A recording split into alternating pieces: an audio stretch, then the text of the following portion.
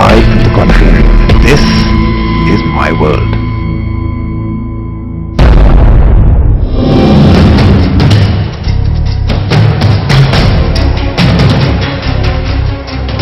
Hi, I'm Harish Bijul. I'm going to speak to Rajiv on the fact whether you can actually build a brand today in 6 days flat. Digital branding, social media branding, are the old days of long tenure branding over and kaput.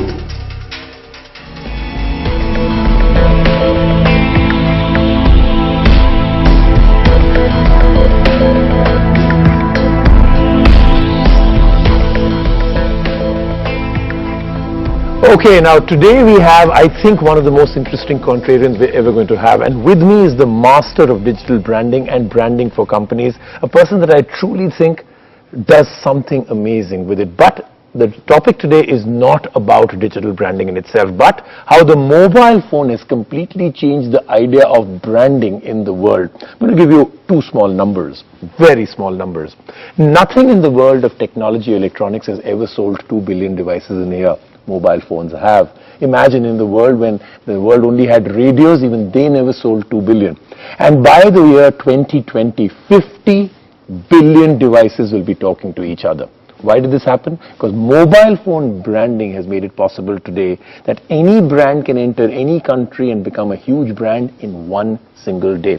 Harish, I've got to say that I'm completely intrigued by how the entire idea of branding, at one time traditional branding said, take 50 years, take 60 years, but become an integral part of the consumer through their grandfather to the father to the current consumer, and you will always be in their heart. Today, a mobile phone brand enters India. They do not even set up one retail shop, not one piece of advertising anywhere. I mean, not even a billboard, no airport, nothing. On a Monday morning, they say, we're available with a particular online retailer, and they become one of the biggest brands in the country, where I couldn't walk on a road, on a street, without people saying, can you get me a Xiaomi phone? I said, do you even know how to pronounce it? Because most of them were calling them Xiaomi, Xiaomi. They didn't know what and how to pronounce it, but they wanted that product. What's happening? I mean, what happened to traditional branding? Take your time, win their hearts. What is this new way, and is the old completely gone? Rajiv, absolutely. I think, the key issue is that there's something called old branding, and then there's something called new branding. New branding is as new as 2 years new, and old branding is everything that we did in circa 2012. Okay, those donkeys years ago. Okay. So that's donkeys years. Now, if you really look at that era, that was an era which believed in building brands slow and steady, believed in giving in inputs, on a continuous basis, multi-dimensional, 360-degree branding inputs, and creating a brand out of nothing. And Apple is possibly the classic case which comes to the fore. But then the point is, in the new era, we live in an era where it's a Twitter generation. Everything needs to be done in 140 characters. People are writing love letters in 140 characters. So in this era, what do you want? You want quick, and you want immediate, and you want hurtful, you want in the eye. So take a look at what Oppo has done, for instance, and it's a classic one. What is Oppo? I mean, it's this 4-letter word brand which comes from somewhere. I don't know where it comes from. It's gone out there and told the whole world, I'm here, and guys in every nook and cranny of this country are looking out for that brand. The second thing that's happened is digital selling and digital branding. It has come of age today. So if you really look at it, e-commerce is taking off. Today, I keep telling people, come in from anywhere.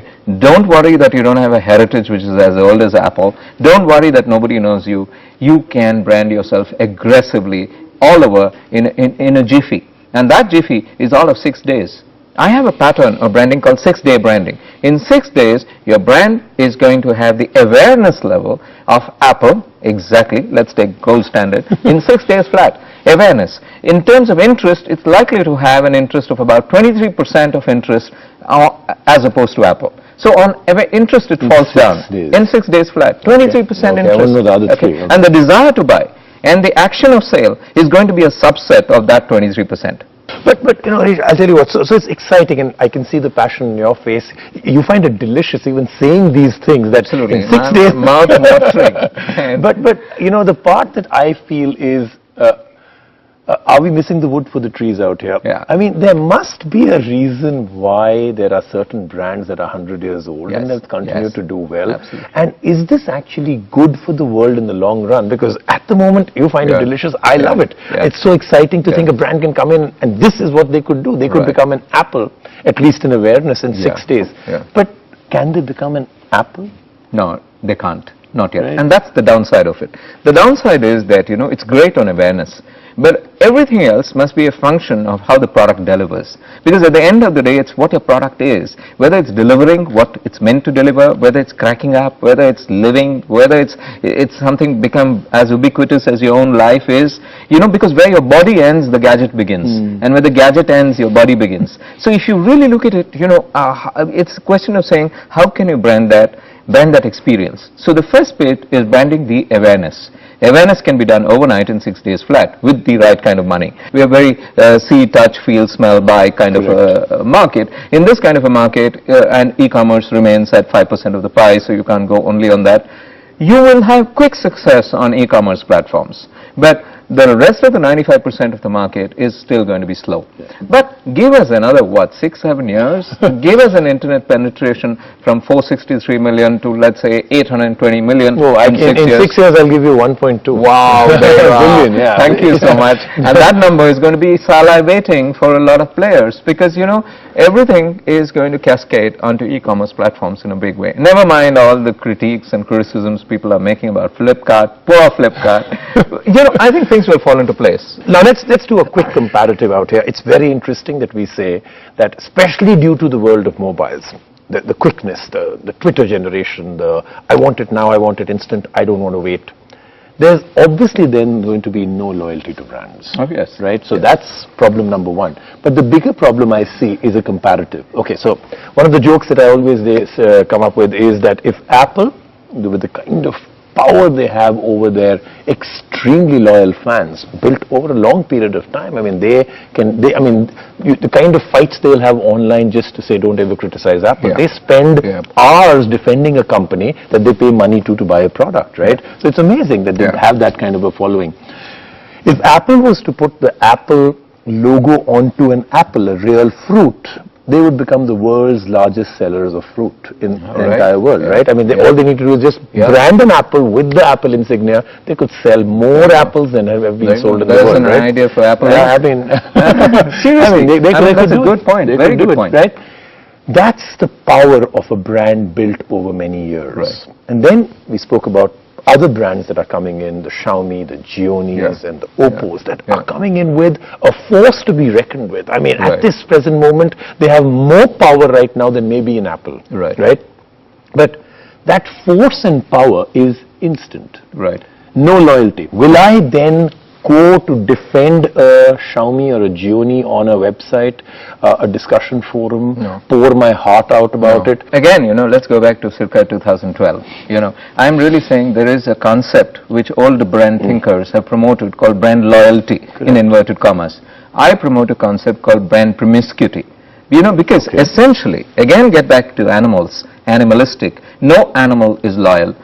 An animal is essentially promiscuous. Now, what are you trying to do in branding? You're trying to take an animal called a human being and trying to get him or her to be loyal to a brand of shoe. Now, that's very difficult. That's very difficult. So, the reality is, and the pull of gravity is promiscuity. If one was allowed to be either loyal or promiscuous, allowed by society, the religion, 20 other things, if those contact points weren't there, the logical pull of gravity is loyalty is here and promiscuity is here. Everybody falls to the lowest common denominator, promiscuity. Now the thing is, let's get back to branding and the key question that you raised about Apple. Apple is of course that loyal fan following. Now every new guy who enters the market says, I can never ever be an Apple. Because if I spend the same amount of money, same strategy, everything, I'll still never be Apple. So if I'm never going to be Apple, if I'm never ever going to be Apple, let me be the non-Apple. And the non-Apple is the promiscuous Apple. And the business objectives are different. Apple's business objective is to be a brand, a very solid brand, something like a Harley Davidson, maybe a super brand. Apple is inching towards being a super brand. You hear Apple, you're meant to get goose flesh maybe tomorrow. But the point is, the other guy says, I want to be a non-Apple, and he says, my business objective is quick volume. quick guerrilla volume. You spoke about, I think, the most important point then. So we're at that cusp where there are traditional brands. There are the LGs and the Samsungs and the Apples and the Huaweis and HTCs. I mean, there are quite a few brands, and even in the mobile domain, that are traditional big brands with a very loyal base. Right. And then you have these new maverick brands that come in. So you've told me what happens with a new brand. What happens to the old ones? Well, the old ones largely continue to remain where they are, continue to grow at the Hindu rate of growth, and continue to kind of, battle it out against every other brand. My last question, we're running out of time, and this I think becomes the biggest one. If a brand new company was to walk into your office right now and say, Harish, we saw the show with you and Rajiv. We want to create an incredible mobile phone brand, and they want to be in it for the long haul. Not quick out, right? What would you suggest? Which one of the two would you say that you should aim for? A slow, steady, traditional brand that they build slowly over time, or come in big, keep changing brand, keep making headlines, and carry on that way? Both of them 10-year plan. Yeah. Which one?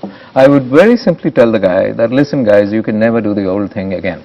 Okay. These were the things that the oldies did, and they did it very well. And that was a time when media was different. Today we live in the era of power jackets.